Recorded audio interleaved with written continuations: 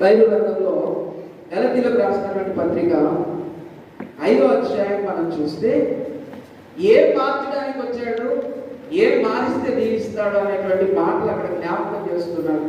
గలతీ పత్రిక 5వ అధ్యాయము 19వ వచనం నుంచి మనం చూసినట్లయితే, శరీర కార్యములు స్పష్టమై ఉన్నవి, అవేమనగా జారత్వము, అభివృద్ధత, కాముకత్వము, విగ్రహారాధన, అభిచారము, ద్వేషములు, కలహము, మత్సరములు, క్రోధములు, కక్షలు, భేదలు, విమతలు, అసూయలు, మద్దతులు, అల్లరితో కూడిన ఆటపాటలు మొదలైనవి.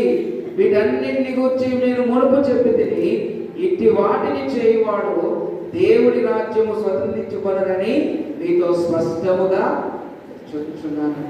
సంగమా, జ్ఞాపకం చేసుకోండి, దేవుడు జ్ఞాపకం చేస్తూ ఉన్నాడు. ఇవన్నీ మార్చడానికే యేసుక్రీస్తు ప్రభువారు మన మధ్యలోకి వచ్చారు. ఇవన్నీ మార్చి మంచి జీవితాన్ని మనకి ఇవ్వడానికే ఆయన భూమి మీద జన్మించారు. ఇవన్నీ మనం తెలుసుకోవాలి. తెలిసి కూడా కొన్నిసార్లు మనం చేయకపోతే దేవుడు చెప్తూ ఉన్నాడు, పరలోక రాజ్యం అలాంటి వారికి ఉండదు. కాబట్టి ఇవన్నీ జ్ఞాపకం చేసుకొని వీటిని బట్టి మనం ముందుకు కొనసాగితే దేవుడు మనల్ని ఆశీర్వదిస్తాడు. ఎలా ఆశీర్వదిస్తాడు అని మనం ఆలోచన చేస్తే, ఇదిగో 22వ వచనంలో చెప్తున్నాడు, అయితే ఆత్మఫలమేమనగా ప్రేమ, సంతోషము, సమాధానము, దీర్ఘశాంతము, దయాళుత్వము, మంచితనము, విశ్వాసము, సాత్వికము, ఆశా నిగ్రహము, ఇట్టి వాటికి విరోధమైన నియమం ఏదీ లేదు. క్రీస్తు యేసు సంబంధులు శరీరమును దాని ఇచ్చలతోనూ దురాశలతోనూ సిలువ వేసి. కాబట్టి సంగమా, జ్ఞాపకం చేసుకోనండి, ప్రతి ఒక్కరూ కూడా గుర్తుంచుకోవాలి, యేసుక్రీస్తు ప్రభువారు భూమి మీద జన్మించింది కేవలం మన యొక్క విధానమును మార్చడానికి, మన యొక్క విధానమును, మన యొక్క పద్ధతిని, మన యొక్క ప్రవర్తనను మార్చడానికి, మంచి ప్రవర్తనలోకి మనం మారడానికి.